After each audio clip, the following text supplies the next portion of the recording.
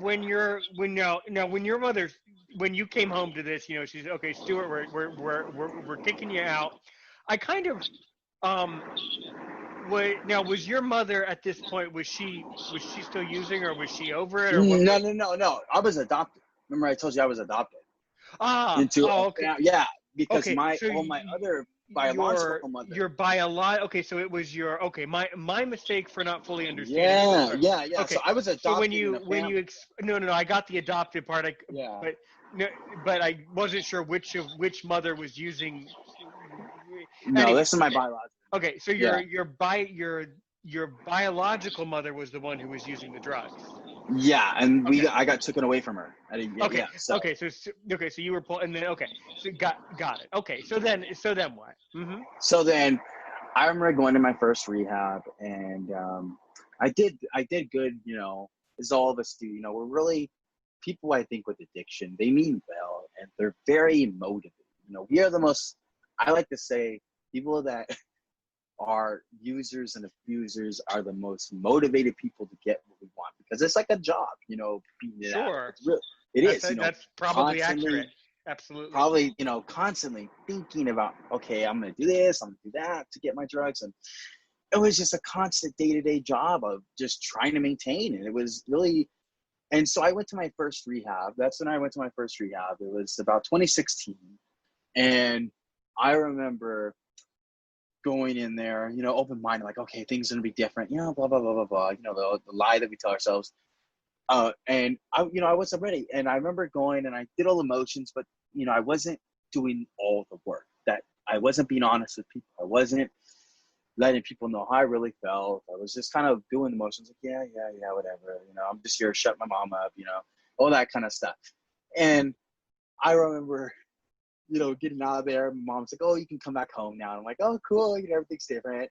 Little does she know, she was just letting the monster in the door, and I continued to act a fool, after about 6 months of, getting my shit together. And then I just went, this time is when I just decided to pick up crystal meth fully and go out on a, binge and just lose all contact with reality.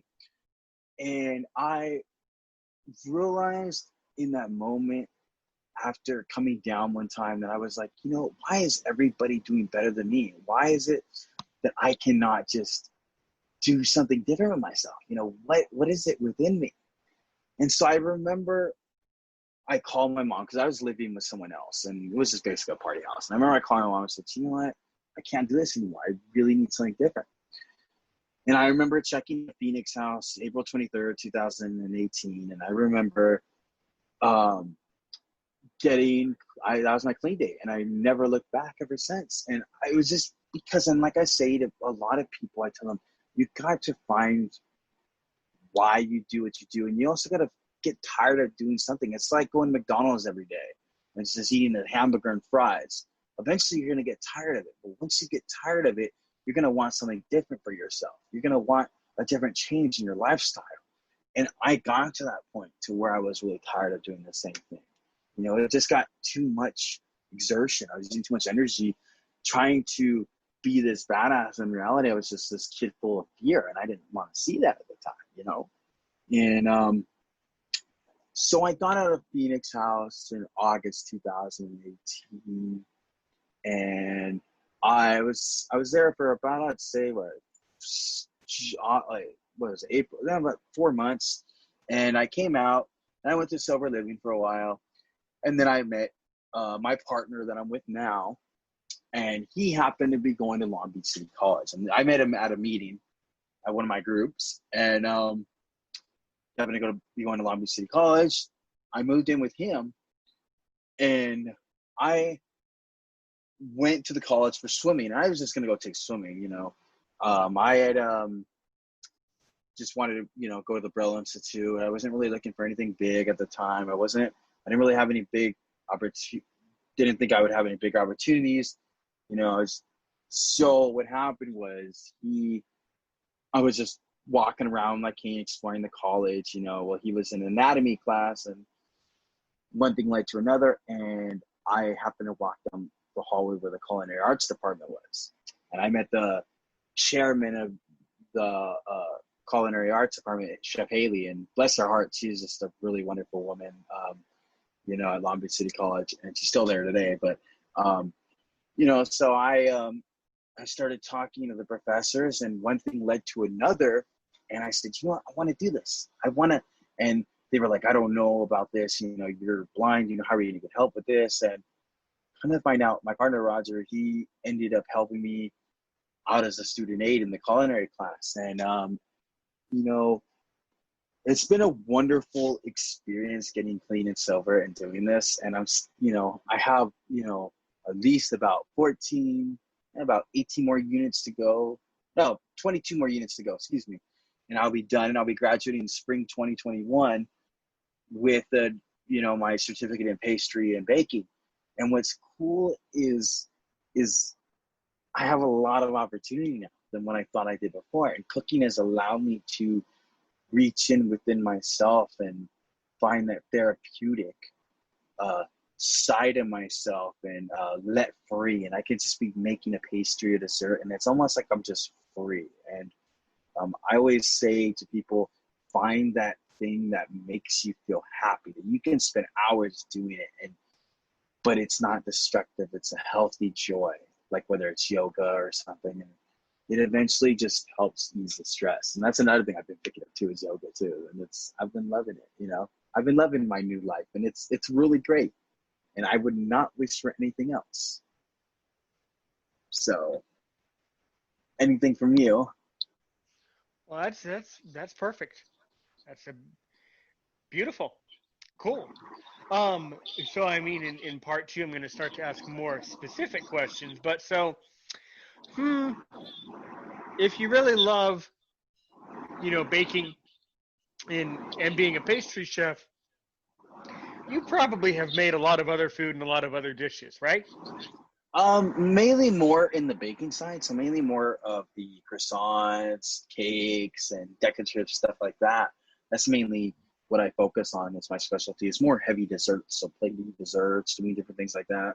Yeah, yeah. So okay, so let's imagine that I come over, and you and Roger, you and can I say his Yeah, name? go ahead. Yeah. I forgot if you had said it, but actually I knew from watching you on Facebook Live. I know what his name is. Let's say I come over and you and Roger like give dinner. Like what would the dinner be, and then what would your dessert be that you would give to someone as a It really good depends. dessert? Well, It de- I'm pretty strict. So like what would you bake to really knock it out of the park? okay, so if I were to go with my fancy steak, I'd probably go with an opera cake.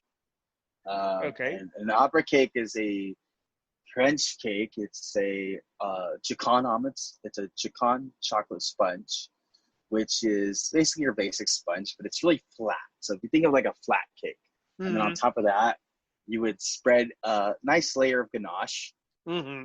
and coffee buttercream. But what ganache is it's basically, if you were to take equal parts chocolate and you were to take some what's it called, cream, and you were to boil the cream and you were to mix it in with the chocolate, and it turns into like a thick paste. So it's like almost like a thick chocolate paste.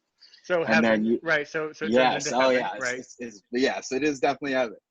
And then you layer that with another layer of Jacon sponge after you put the chocolate, and then you would do another layer of coffee buttercream, and you do more ganache, and you do Right, another and layer then of and then at this sponge, and and then at this point and then at this point I have to go renew my gym membership because pretty much. at this point the I chance. always tell everyone, I say, I'll make you dessert, but I'm not going to pay for your gym membership Yeah, afterwards. because I mean at this point you'll probably end up with diabetes if I keep eating from you. So yeah, Yeah. I'll be, Yeah. no joke about that though. You got to be careful about that. I'm sure a lot of bakers actually have a hard time not eating too Yeah. much of their product and stuff like that. Hmm. So yeah. Yeah. Yeah. Yeah. Well, you see, that's where I gained a lot of the weight. I was a lot skinnier before, but then I gained a lot of weight my first semester at Long Beach City College as doing culinary, because I'd be always trying all the food. I'm like, it's good. Yeah, Yeah. cool. Yeah, no, I would definitely be. I mean, I think this year it's very acceptable because this year in particular we've been sitting at home I mean, you've been having all this stuff, all this action, but a lot of people have been sitting at home, just being a lot more sedentary. But That's where I actually, to be honest, that's where I picked up yoga because it's really helped with the mindset alongside, tandem biking because it's helped out with my workouts and stuff. So it's really done a beneficiary. It yeah. really worked well. Well, I would certainly eat that opera cake. I would have it with a Turkish coffee or maybe a Mm-hmm. cappuccino. That's what that would go good with. Yeah. My Yes, it favorite would. my favorite absolute so see you just added that to your menu. See? You got to challenge yourself.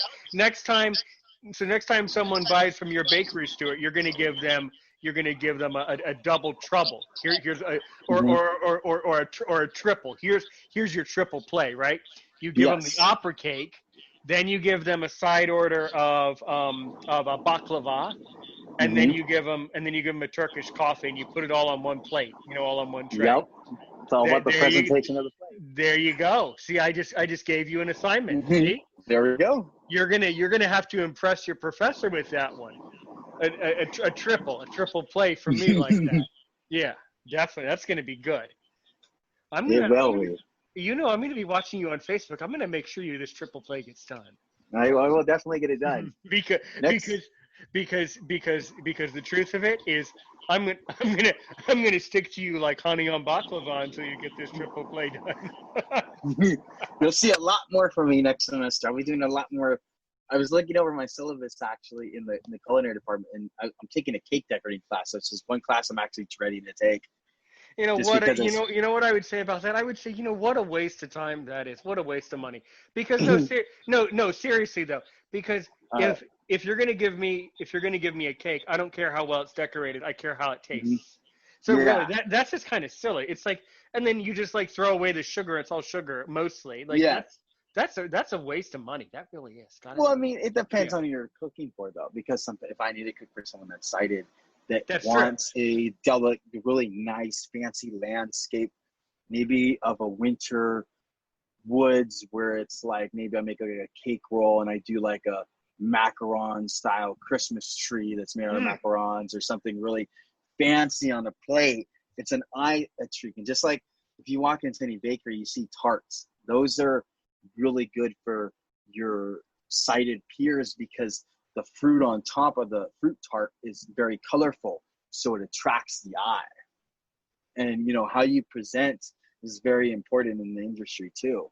What kind of picturing? Because I mean, flavor is good, but also if I can lure someone in with some good visuals, they're gonna want to come in and buy. And what's trending in my area, that's another thing to keep in mind too. yeah, and I don't know much about that. I've never been to your side of the Mississippi, so I've never been out there to know, what's There's a lot of truly. good bake shops down here, and I mean, Southern California, we have a lot of good bake shops. Delicious one I know is Porto's. That's the popular one down here. It's a Cuban style bakery actually. So Mm-hmm. they make a lot of good different kind of tarts, cakes, and everything. You know. Ex- Excellent. So, do you study in this course as we approach our sponsor here about another minute and a half?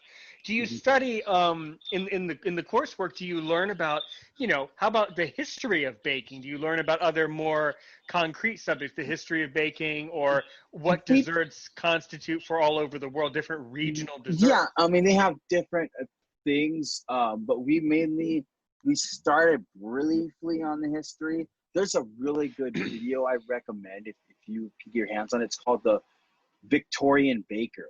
It's a really good series. I think PBS put it out, and it discusses all the how they baked bread in the Victorian times and how they did things with their hands, and they would use beer instead of yeast, and it Sure. was really quite exciting to watch and seeing all the heavy labor that they Now, were have you doing. have you applied Victorian technique to your modern baking? Not yet. I actually have not had to yet. Because you have all these fancy machines that do all of it. But I have made bread by hand and took in, everything and put it together by hand. And it's a lot of work. It's a lot of kneading that goes involved with doing bread Yeah. by hand. But I would love to experience it though, like if I could be on that show and maybe do an episode where I get a bake. I think that'd be really cool. I think it would too. Hey, by the way, Caroline Radio, we'll be right back. Stuart,